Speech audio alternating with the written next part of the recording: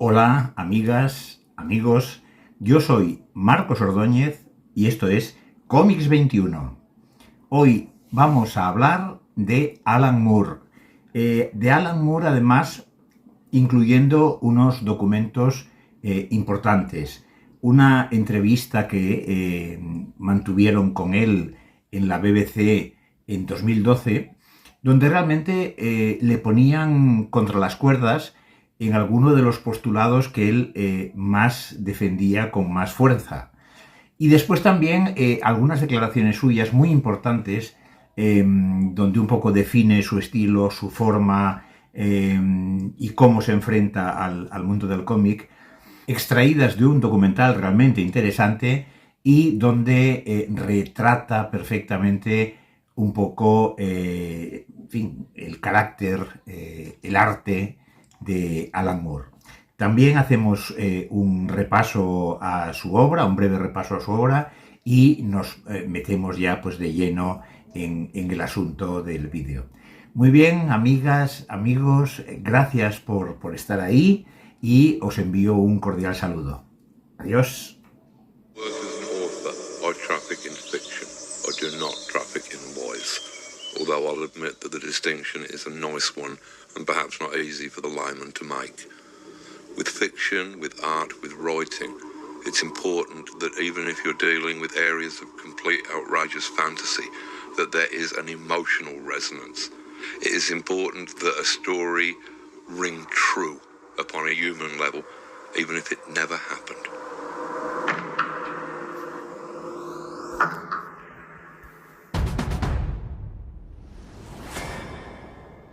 Genio, iconoclasta, provocador, visionario, renovador, demiurgo, chamán y finalmente mago. Todas estas palabras definen al gran guionista de cómics Alan Moore. Él cambió el universo de la historieta para siempre, yendo al siguiente nivel, convirtiendo el entretenimiento en arte. Suscríbete a Cómics 21 y ayúdanos a seguir creciendo. Nació en 1953 en Northampton, en el centro de Inglaterra. Su familia pasaba muchas estrecheces y el joven Alan viajaba a otros mundos fantásticos leyendo cómics. Empezó a publicar sus guiones cuando era muy joven, en revistas inglesas como 2000 AD y Warrior, y también en Marvel UK. DC se fijó en él y lo fichó, y a partir de ahí, la gloria. La Cosa del Pantano, Watchmen, From Hell, V de Vendetta, La Broma Asesina, La Liga de los Hombres Extraordinarios, coleccionando obras maestras.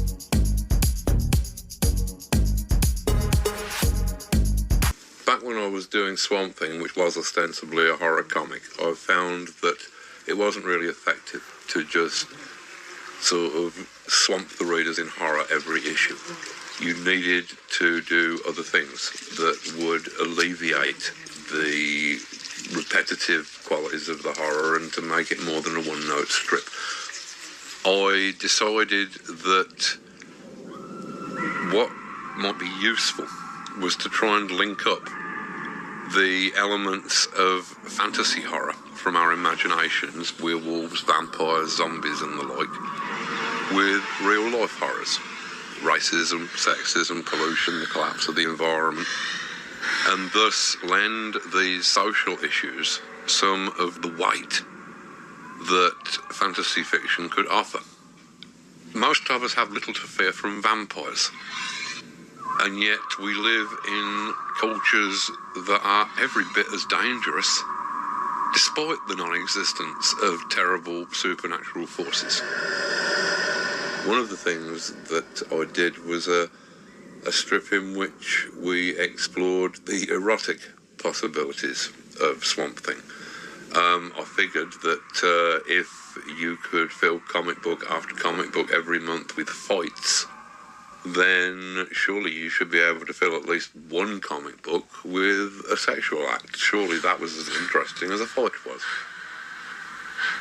The book was very well received, and it led to me thinking seriously about the possibilities of erotica, or as I prefer to call it, pornography, because I think that the difference between the two words is largely dependent upon the income bracket of the reader.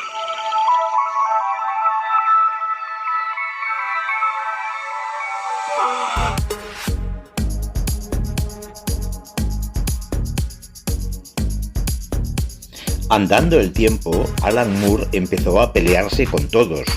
No aceptaba las adaptaciones al cine que le cambiaban sus guiones, ni la política editorial que él definía como realizada por un grupo de gángsters.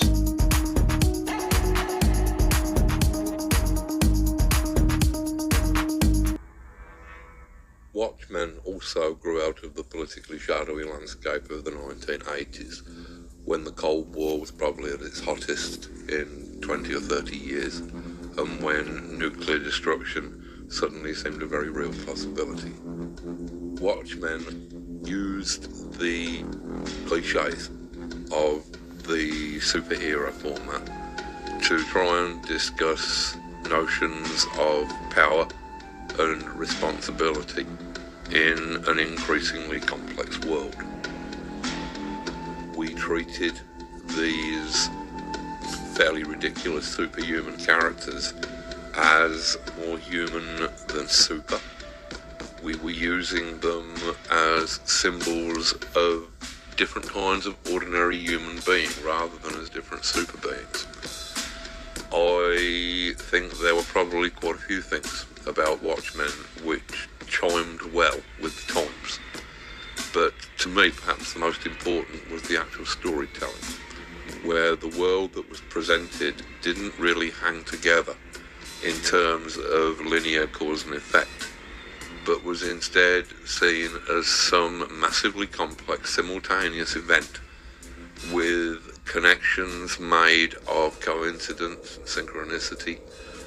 And I think that it was this worldview, if anything, that resonated with an audience that had realised that their previous view of the world was not adequate for the complexities of this scary and shadowy new world that we were entering into. I think that Watchmen, if it offered anything, offered new possibilities as to how we perceive the environment surrounding us and the interactions and relationships of the people within it.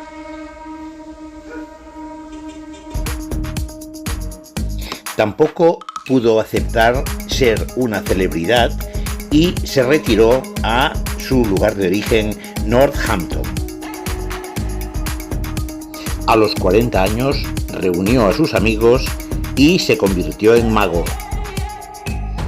A partir de aquí, magia y arte serán intercambiables y su objetivo será conseguir un efecto transformador.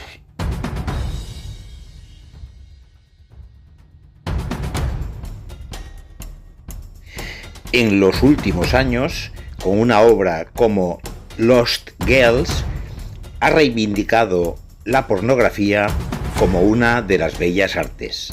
Sus protagonistas son Alicia, Wendy de Peter Pan y Dorothy de El Mago de Oz. Alan Moore is the man behind The Mask worn by computer hackers and Occupy protesters the world over. But he's no typical insurgent, rather a graphic novelist. It was he who dreamt up the anarchist superhero with the ghostly bearded mask, whose face has now become perhaps the symbol for subversion. Alan Moore has in the past championed graphic novels, book-length comics, for their effect on politics and culture. Why is he now becoming disillusioned? Alan Moore, welcome to Hard Talk. A pleasure to be here, Tim.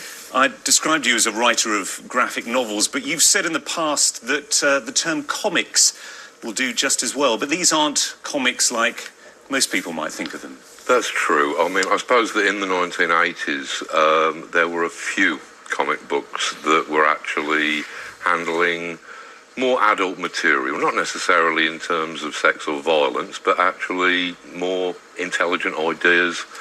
And there were only a few of them, but the comics industry tended to seize upon them and come up with this catch-all phrase of graphic novels that, with the best will in the world, a load of collected Spider-Man stories is not a novel. No, but some of the work that you have put out does sit more happily in terms of novel rather than comic. I mean, Time magazine put one of your novels, Watchmen, on its list of 100 greatest ever novels. I'm wondering whether you were proud to be made part of the canon or whether the anti-establishment bit of you was a bit cross about that. Well, I wasn't very sure about that Time magazine poll because I believe that for a few weeks Watchmen was not only on the 100 best list, but for a few weeks it was at the top of it.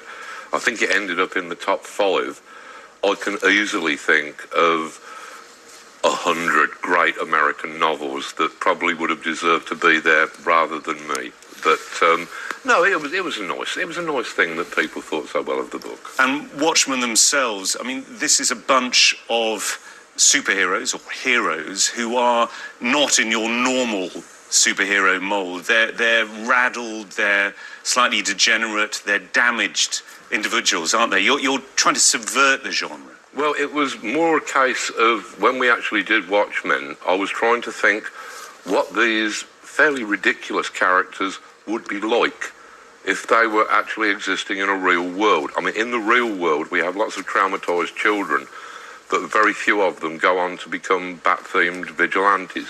So I was trying to imply that if you were going to put on a costume and fight crime, it would probably be for all sorts of complex and probably unpleasant reasons. And some of them meet fates that are sort of pathetic, aren't they? I mean, the one who gets his cape caught in the revolving door of a bank and ends up being shot by one of the armed robbers that he's trying to protect the customers against. Yeah. Again, it's a matter of subversion, isn't it? Well, yes, and also, I mean, we took the standard Batman image, the person who is compulsively dedicated to eradicating crime. And thinking about that in the real world, it seemed that such a person would probably be a lonely, paranoid vigilante. He'd probably have terrible hygiene habits, no friends. This seemed to be a more feasible reality rather than living in a mansion and having a sumptuous bat cave. When we talk about reality, one of your most celebrated characters has been appropriated by Occupy protesters, by computer hackers across the world. This is the image from your book V for Vendetta back in the 1980s. This is a superhero who's an anarchist terrorist trying to fight the forces of fascism and repression. Is this character a hero for you? Well, we called the very first episode The Villain because I thought that there was an ambiguity there that I wanted to preserve. One of the reasons that we decided to use the character was because in Britain we have got quite a tradition of making heroes out of criminals or people who in other centuries might have been regarded as terrorists. So I was deciding to play with that, to take somebody who, in context of the society in which he's existing, would be seen as a villain or a terrorist. But to you, seen as what? Because he does employ terrorist tactics. Yes, he does. He seems to me to be a symbol of anarchy, whereas the other characters in the book, the totalitarian state, they are more symbols of fascism, which I tended to see as being the two poles of politics. But you have described yourself as an anarchist. Yes. So in that case, presumably you veer more towards his view of life. I certainly do. But I'm talking about his tactics. I mean, clearly you wouldn't say that people should go out and blow up the Houses of Parliament or the Royal Courts of Justice as he does. Of course not. But he uses violence for a purpose. Is that something that is something which I don't sympathise with. In fact, in the actual book, I haven't seen the film, but I believe that this wasn't really expanded upon in the film. But in the book, we took a great deal of trouble to actually examine the fact that, all right, this guy is the titular hero of the story. Is it all right for him to kill people just because he's the hero? And I think in book 3, it's finally decided that no, it isn't. That killing people is always wrong. And at that point, the initial hero, V, stands down and lets a non-violent person take over the role. So it was an exploration of ideas. You have said, though, and I guess your tongue was slightly in your cheek, but you have said that if we were to take out all the leaders tomorrow and put them up against a wall and shoot them, and it's a lovely thought, so let me just dwell on that for a moment before I dismiss it, but if we were to do that, society would probably collapse because, as you say, people have become so conditioned to being led. Nonetheless, there is a pointed side to that, isn't there? Well, yes. I mean, I suppose that coming from Northampton, which during the 17th century, we were pretty much at the centre of the Civil War. And yes, feelings did run high. We tended to support Cromwell. And as a result, we had our castle pulled down when Charles II got to the throne. But I don't think that is a solution. In those days, yes, it's fun to talk about heads on spikes in the context of the similarities between the current financial situation and the Civil War. Well, I was going to ask you how you feel about the fact that now, when you were talking about the English Civil War 400 years ago, I'm wondering what you think about now, the fact that your Man with the Mask has been appropriated. This story from 30 years ago has been appropriated now for protesters around the world. I've got absolutely no problem with the protesters appropriating it because the original V for Vendetta narrative was actually appropriated from me something like 30 years ago by the comic company who published it. I don't actually own that narrative or those characters. So it irks you slightly that the money that is spent on these masks ends up going to, I think it's Time Warner, isn't it? It is. I find that more funny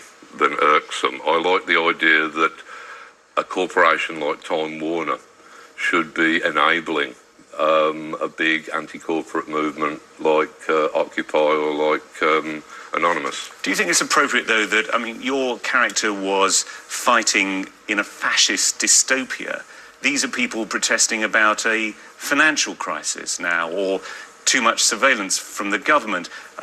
It doesn't ring absolutely true, does it? No, I mean, you wouldn't call our current circumstances fascism.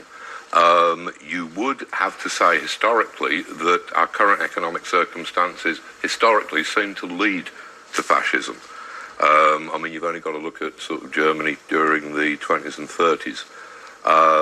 In these kind of conditions, you will tend to get far-right groups being able to scoop up a lot more disenfranchised people who perhaps come to feel that these people represent the only option. You've also explored sexual politics in a very confrontational way in some of the work you've done. I'm thinking in particular of a book called Lost Girls, which explored the sexual fantasies of 3 figures from children's literature: Alice, Dorothy from The Wizard of Oz, Wendy from Peter Pan.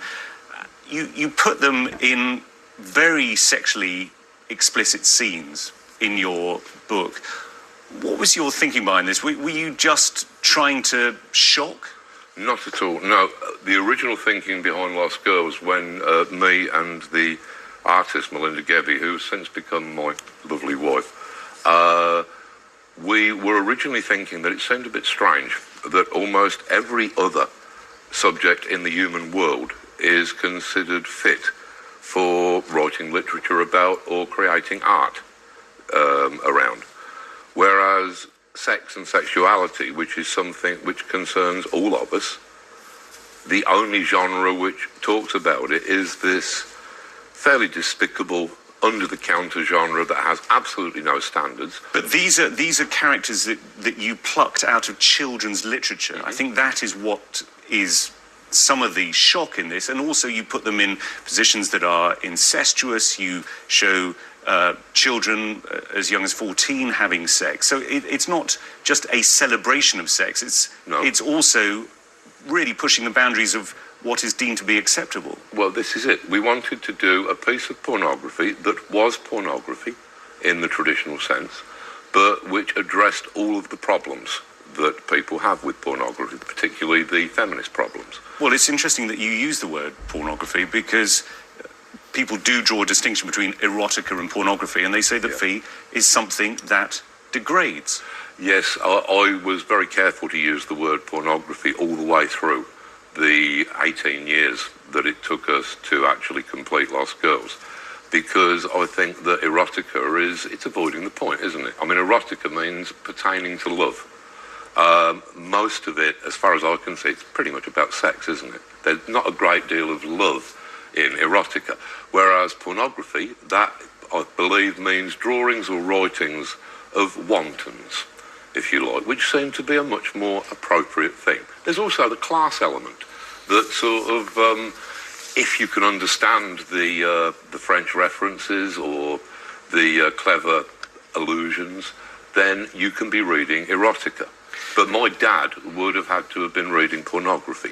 You're sounding very sort of cool and intellectual about this. I'm sure that some people, though, would have problems about the fact that you were drawing images of children involved in sex or sexual activities. What we wanted to do was to be as comprehensive about the human sexual imagination as is possible.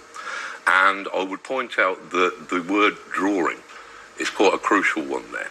So you're withdrawing some of the shot because these aren't photographic images? These are not real people at all. They are exactly as old as the paper on which they are printed.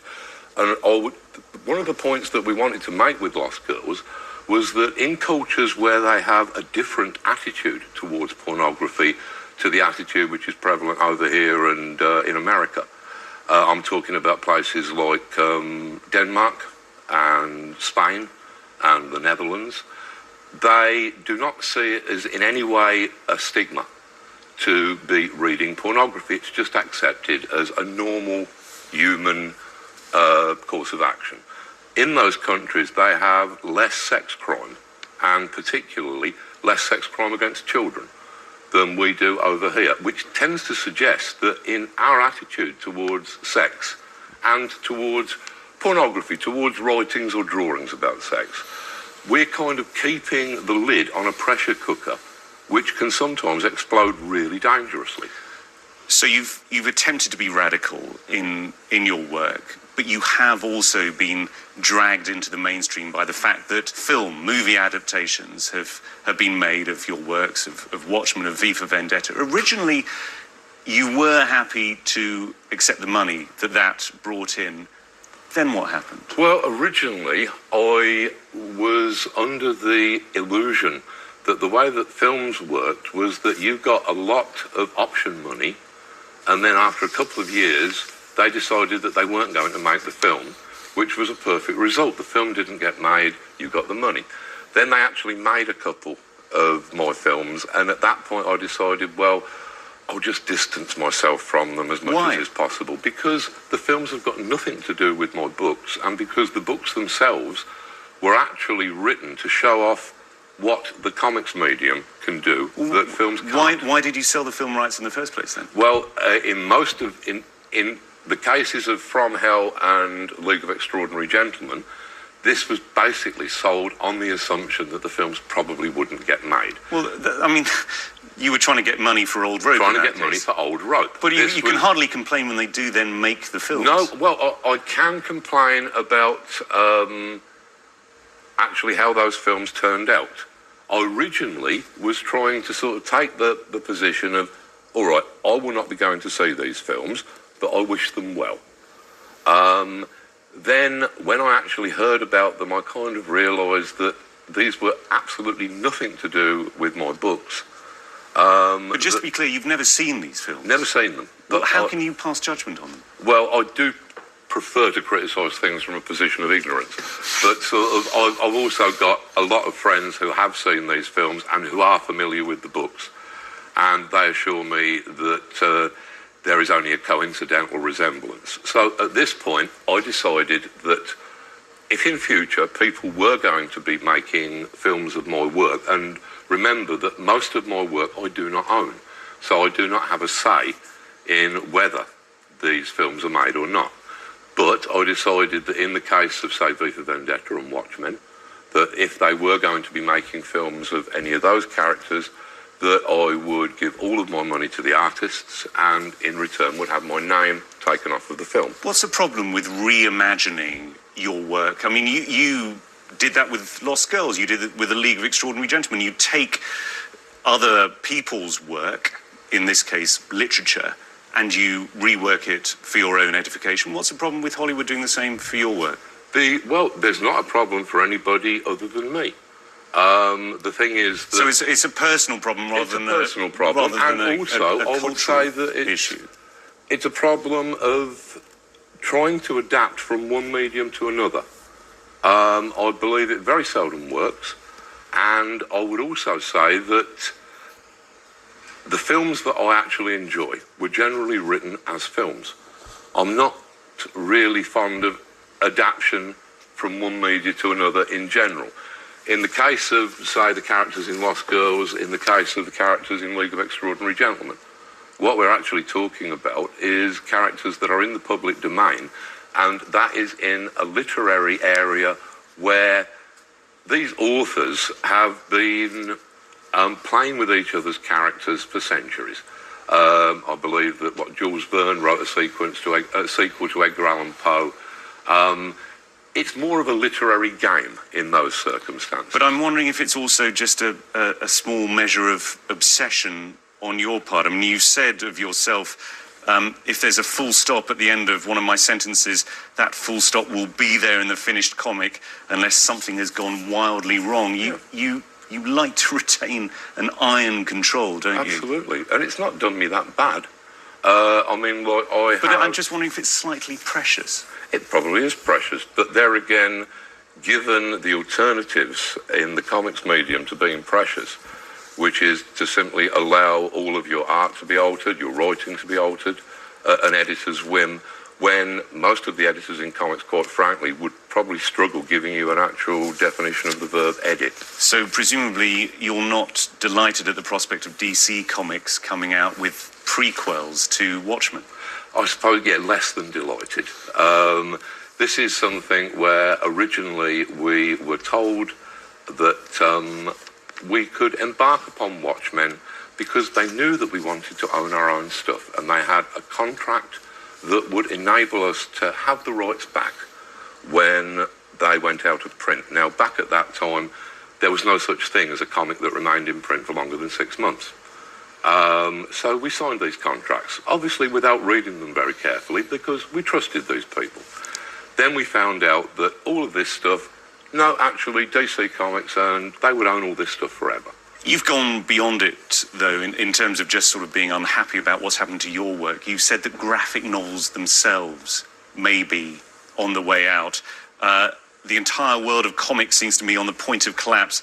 It's in its death throes. I just hope its final death rattle isn't too humiliating or desperate, because it's deserved. I mean, that's pretty punishing language. Yes, I am. I'm obviously in quite a bad mood when I'm saying things like that. But is that something that you still think? Completely merited. Yeah, I mean, I would say that the comics industry, and by that I pretty much mean the American comics industry, which is all that's left these days, effectively. It doesn't seem to have had a new idea in decades. All of the genuine creators that it once had, it alienated them or drove them to embittered retirements and finally death. I mean, you have to remember that with the comics industry, you're talking about something that was set up in the 1920s by American entrepreneurs such as Legs Diamond, Meyer Lansky. It was set up purely as a cover for bootlegging. This is information that's available in a couple of books. So what could rescue the comics industry now? I mean, are there new subjects, new vistas which it needs to take over? I think that as with almost any medium at all, the only interesting stuff, from my perspective, that tends to be happening is stuff that is happening upon the margins. And I think that in comics, you've got wonderful independent talents that are springing up. people who are self-publishing their own comics. No, they're not in the big spotlight that superhero artists and writers tend to find themselves in these days. But you've turned your back on graphic novels. I mean, the novel that you're now writing at the moment, I think it's going to be 750,000 words long. Something like that. It's a novel. It's not a graphic novel. Yeah, it's my second novel. My first one, Voice of the Fire, was largely based upon the town and county of Northampton, where I hail from. In central England. Yeah. But forgive me, I don't mean to be rude, but in a way I'm less interested in the subject, but more in the form. Why have you decided to turn your back on graphic novels? Well, because, and is it permanent? Well, I mean, I've not turned my back upon the comics medium. And certainly a number of my works will probably still be coming out in the form that is traditionally known as the graphic novel. I've got no problems with the comics medium at all. I will always love it, and I'm quite good at it. I'm just wondering if you're growing up. Well, I'd say that it's not a matter so much of growing up. It's a fact that I can no longer work within the comics industry. This is the gangster ethics that I was just talking about. After seeing great creators go to their graves, cheated and disillusioned. Strong language, gangster ethics. Gangster cheated. ethics. And I'm talking about the original gangsters, as I believe the young people like to phrase it these days. The Meyer Lanskys and the Legs Diamonds. The ethics of the comics industry have not changed since those days when they were cheating Jerry Siegel and Joe Shuster, who were two teenagers from Cleveland who had created Superman. And National Comics, as I believe they were called at the time, they waited until Siegel and Shuster were going off to fight in the Second World War. And then they told them that, well, we need to own the characters while you're away, but you'll get them back as soon as you return. These are the ethics that the industry runs on, and they've not changed significantly in 70 years. Alan Moore, thank you very much for being on Hard Talk. My pleasure.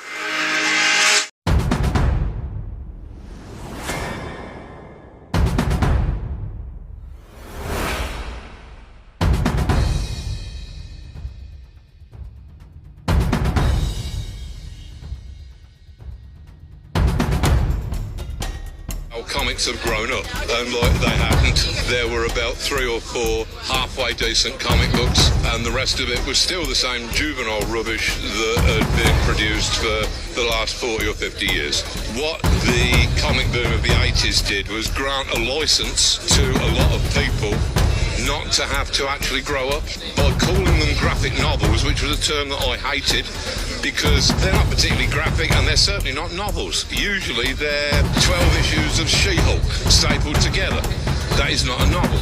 A lot of people who were just interested in the adventures of Green Lantern, even though they were 35 or 40, having Watchmen gave them away saying, oh look, I'm not emotionally retarded. This is a graphic novel that are for adults. No, it's not.